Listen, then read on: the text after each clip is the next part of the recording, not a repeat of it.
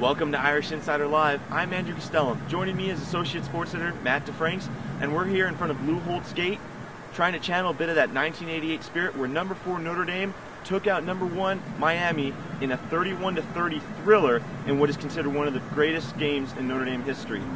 It may not be Catholics versus convicts anymore, but Miami has won 5 of the last 7 against the Irish. However, Miami is 1-10 away from home against Notre Dame, including a 31-17 loss to Notre Dame in 2010 at the Sun Bowl.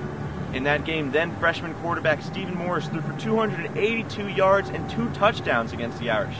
Now Morris returns as the junior undisputed leader of the team, which has won their last 3 straight. Morris last week did something that neither Matt Ryan nor Michael Vick has ever done, and that's throw for an ACC record 566 yards and 5 touchdowns in a 44-37 win over North Carolina State.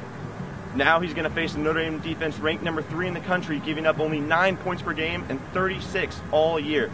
Matt, you're from Miami. You know this team really well. What's the key to the game for them to win? Miami needs to generate big chunk plays. In their win over NC State last week, they relied heavily on the deep ball, and they were able to pull out a win over the Wolfpack. This year already they have 14 plays of 40 or more yards, but the Irish have held Michigan and Michigan State away from the big play. Let's see if the Canes can puncture the Irish D. Notre Dame's looking for their first 5-game winning streak in the Kelly era. Matt, what do they have to do to get that? The Irish need to stop Duke Johnson. The Miami running back is just a freshman, and last year he was Mr. Football in the state of Florida. He's electric and also a kick returner. Hey Andrew, who likes freshmen? I don't know, who? Dickie V, baby! Dickie V is in the house now! Duke Johnson's a PTPer. He's a diaper dandy. He's a key to the game against Notre Dame. I don't know how I'm going to top that, but my key for the Irish is to get off to a quick start. They're the only team in the FBS to not trail at any point in this season so far. Also, there's been a lot of hype around them. They're in the top 10 in both polls now.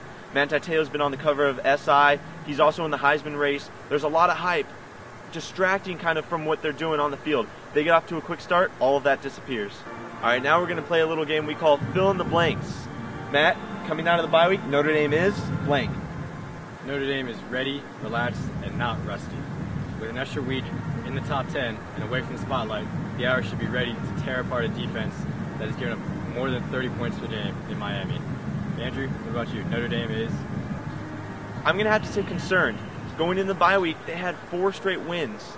Now, all that momentum is lost, and they face a brand new tough slate of teams on the schedule. If their head's not in it, things could get ugly in October. Next up, under the lights, the Notre Dame uniforms will actually look blank. Not as bad as everyone thinks. I know when they came out before the season, everyone started freaking out about the helmet, but you know what? Lighten up. It's one game. It's not going to be that bad. It'll be all right. Andrew, what about you? I'm going to have to say fresh. The recruits really like these jerseys, and the players really like these jerseys as well. There's been a lot of controversy surrounding them, but it's only one game, and it's not like it's going to be for the rest of the season. I think it's a nice change-up, and in those uniforms, I think the Irish will come out to a 20-12 win.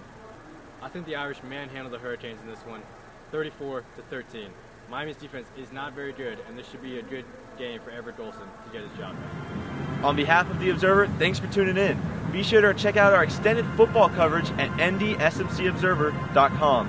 For Matt DeFranks, I'm Andrew Costellum, reporting from Lou Holtz Gate.